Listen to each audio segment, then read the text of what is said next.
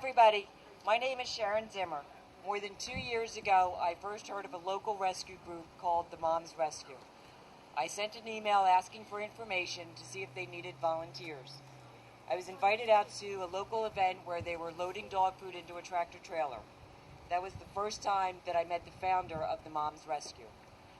I had no idea who anybody was when I showed up, and I was greeted by a warm hug and a welcome from the founder of that rescue. I had no idea that day would change my life. I am now the treasurer of the Moms Rescue, a board member, and a founder of the Miracle Ranch. Thank you, Sharon. We got our start in January of 2011.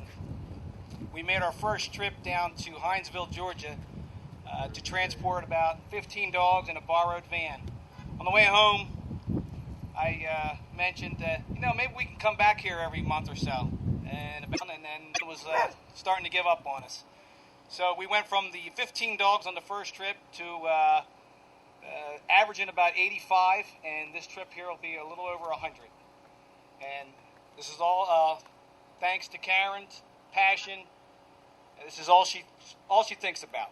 This is Karen. Thank you. Thank you, everybody, for coming out. What an incredible reception. My name is Karen Talbot, and I'm the founder of First St. Joseph's Paws for a Cause. It started off as an elementary school project at my son's school. I was asked to come up with some idea to spread the awareness for a community outreach program, so I absolutely jumped on board animal rescue. Within 2.5 months, the children of St. Joseph's Elementary rescued 120 puppies and dogs, some of them minutes from being led down the corridor to a gas chamber. That changed the life of not only all of the children of St. Joe's, but of course they didn't want to stop a program of that magnitude. So in jest, we said let's form a group called the Moms, because most of it was moms with children. The husbands were the backbone and the wallet, of course. But the children and the moms were out all the time, picking up all the dogs. All the moms thought that was hysterical, and I said, no, it needs to stand for making of miracle stories. That has just so blossomed. In 2009, we went to Georgia to take our kids to visit the shelters all the dogs came from. We ended up going on our first caravan. When we set off, we had 22 tons of dog food, 7 airplanes, National Geographics, Rescue Inc., 100 vehicles, and we completely emptied out a Georgia shelter and did a movie called Take Me Home, which Jennifer Dixon will be announcing in a little while, wrote the theme song for that, and went with us on the caravan. In 2011, I reached out because I'm a very proud Facebook stalker, and I was able to get to Prince Lorenzo Borghese, up the whole line of people on Facebook, and I reached out to him, and within an hour of reaching out to him, he emailed me back. I sent him our story, and within 24 hours, he arranged a meeting in New York for me to meet him. Most of you know Prince Lorenzo Borghese from The Bachelor Rome edition. We know him as an incredible animal advocate and ambassador for the American Humane Association. And now I'm proud to announce he is our co-founder of Animal Aid USA. And together with everybody here, our receiving rescues, Prince Lorenzo, and all of the support we're getting, we are on the eve of changing the course of history for shelter animals. At this point, I'd like to introduce Prince Lorenzo Borghese.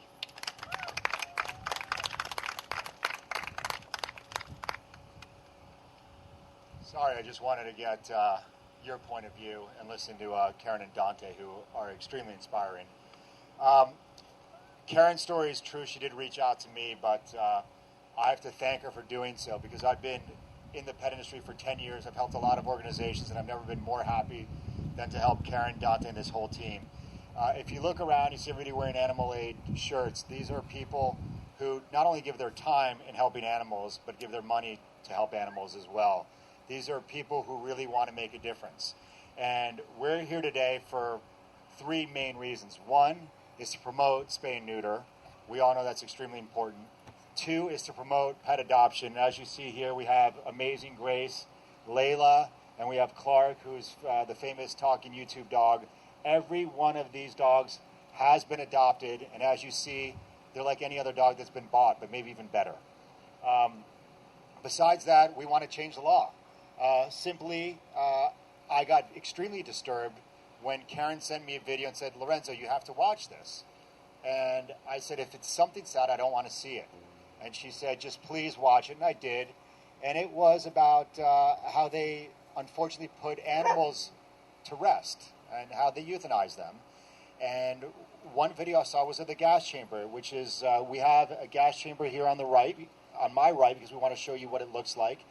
And usually they put about 6 to 12 animals in there, turn on the switch, and wait for the animals to suffocate, choke, and be in extreme pain until they unfortunately pass away, simply because we didn't want them.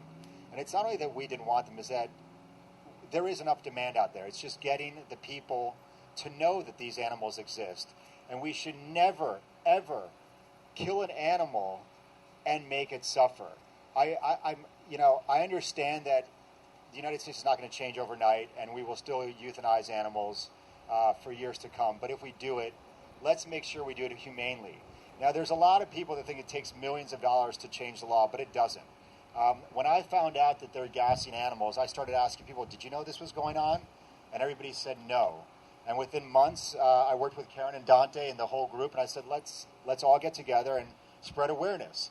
And we had a lot of huge animal organizations that joined us and that came and were ready to do this. And unfortunately, as the time got closer, some pulled out. They thought it was too confrontational. And what I find too confrontational is organizations that back out because it's confrontational. What's confrontational is letting the gas chamber be alive here in the United States. And I think the majority of the population, and I'm going to bet at least 95% of the population, want the gas chamber banned. Now, this is a story here of Amazing Grace, who's right here. Now, Amazing Grace was put in a gas chamber that's like the one we have next to us. And she survived the gas chamber.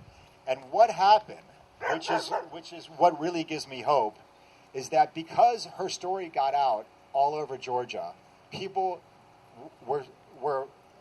couldn't believe what was going on. And all of a sudden, 4 years later, Grace's law came into action in Georgia, which banned the gas chamber in the state of Georgia. Now, 31 states still have the gas chamber, and I guarantee that the majority of the people in those states don't know it exists. So it is our goal today and throughout the course of the summer and the upcoming months to let everyone know about the gas chamber. We have petitions to sign to ban it. We want to get it to the Secretary of Agriculture's hands, and we want a nationwide ban of the gas chamber.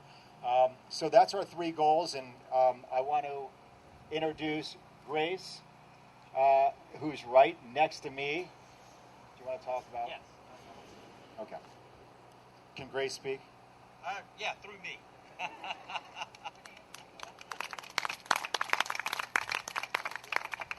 Good afternoon, everyone. My name is Phil Drawn, and I'm Grace's daddy. And I want to underscore something that Lorenzo said. I don't know if this technology is going to work. I'm going to try to hold my iPhone up to the mic here, and I want you to listen if we can. If you can't hear it, then I'll just summarize it, but I want you to listen to this very carefully.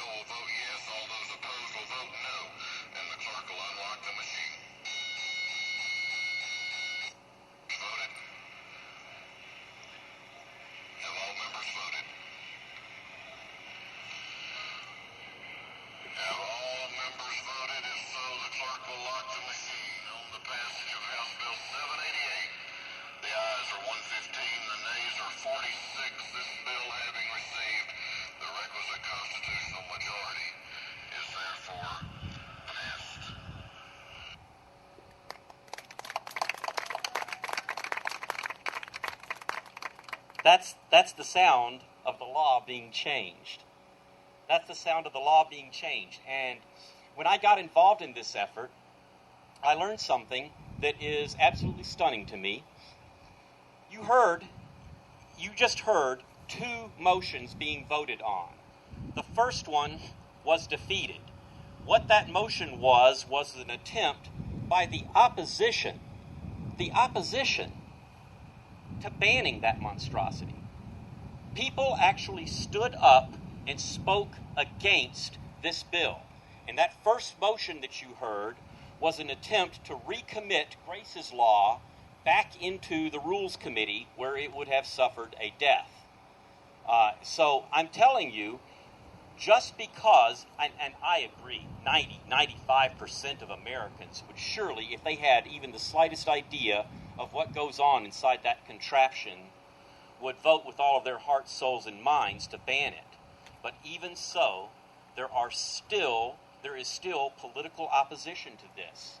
It takes organization, and it takes expertise, and it takes patience. It took 3 years to get Grace's Law passed. But those 3 years were worth it when on June 4th, 2010, Grace and I were standing next to the governor as he signed it into law. So I'm telling you, it absolutely, positively can be done, and you can do it. And to borrow something from Home Depot, we can help because we know how to do this. We know how to move things through state legislatures. So I would invite you to have a look at that machine. And something that I said at our last stop, just take a look at that machine. Get up close if you can. If you can, get up close at that and look at that. Somebody made that machine. Somebody made that machine, and presumably they took great pride in their workmanship in doing that. So I ask you to please sign the petition, join us in getting that thing banished from the face of the earth. Thank you very much.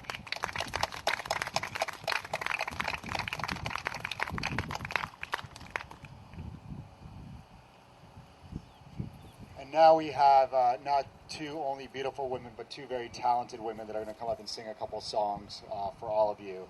And I'd like to welcome Jennifer and Melissa up to the stage, please.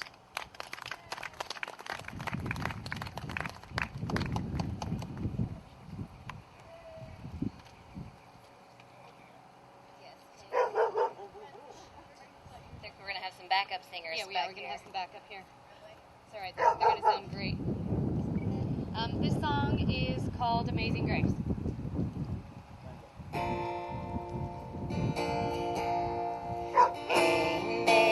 Amazing grace, how sweet the sound that saved a wretch like me.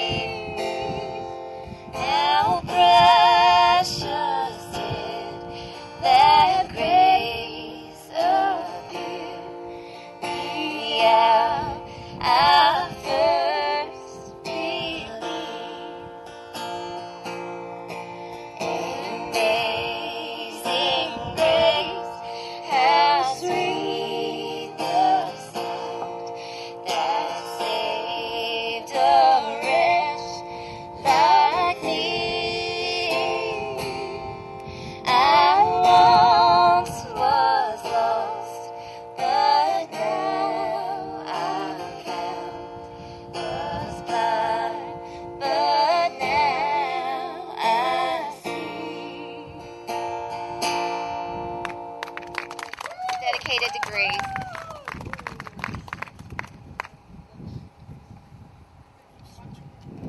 This next song is the song that Karen was talking about, called Take Me Home, and it's written in the perspective of the animals in the shelters waiting to be adopted and taken out of there and rescued.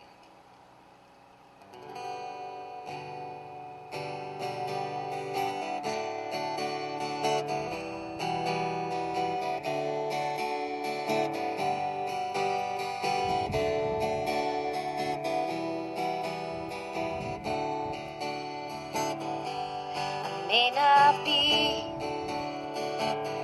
what you were looking for, but I can be everything you need and more. So don't turn and walk away. Take me home and stay. Take me home. Take me home. Take me home and stay. Well, how'd I end up here? I thought you'd like to know. It wasn't by circumstance, and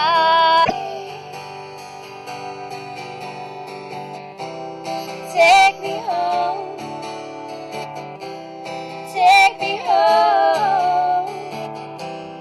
Take me home to stay. I'd love to know how life could really be. You're safe in love, being part of a family. So don't you turn, walk away. Take me home and stay. Take me home. Take me home. Take me home and stay. Take me home and stay.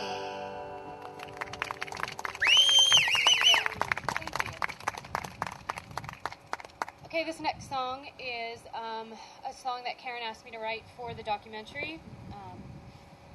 And when I wrote it, I could only hear the voices of kids singing with me, because one of our most important messages is to just pass this on to generations that come, let them know what's going on out there, and let them take the torch and pass the word along. So with that said, I'd like to invite Katie and Sadie up to sing That's the Thing. You reach it. It's your hand set up.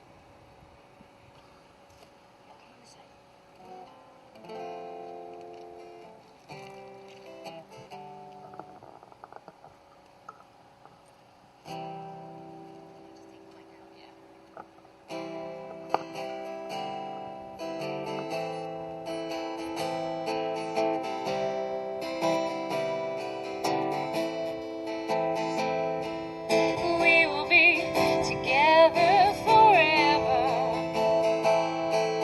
You can see that I'm a lot like you used to be.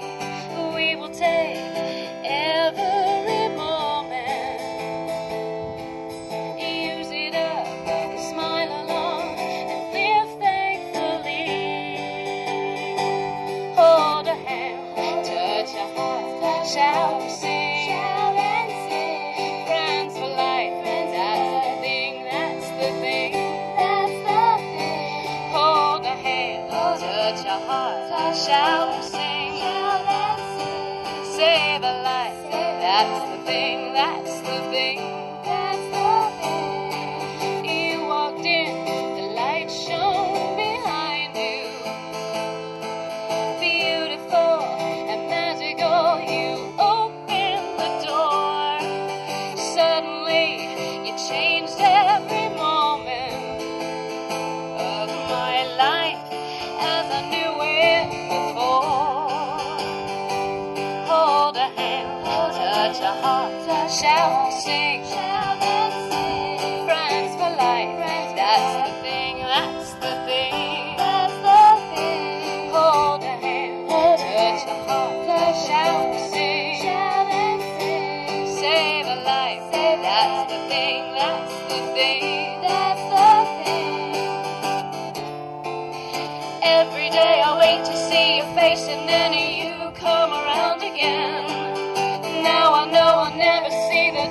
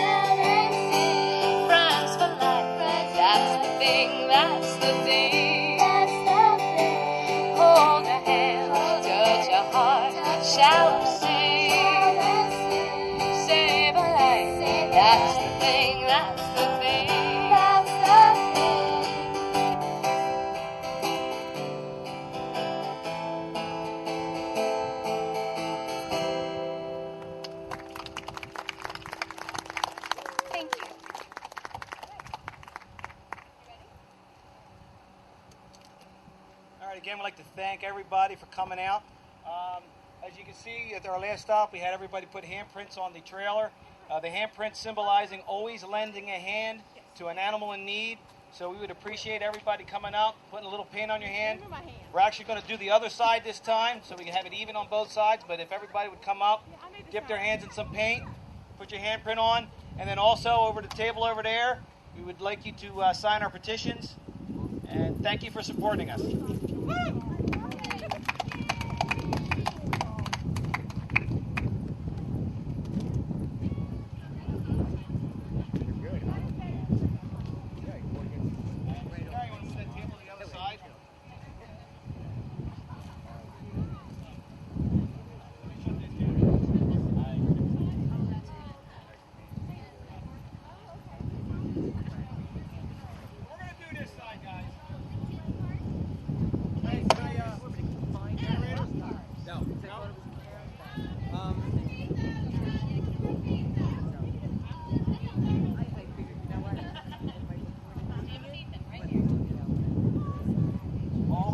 Please do not put a handprint on the logo.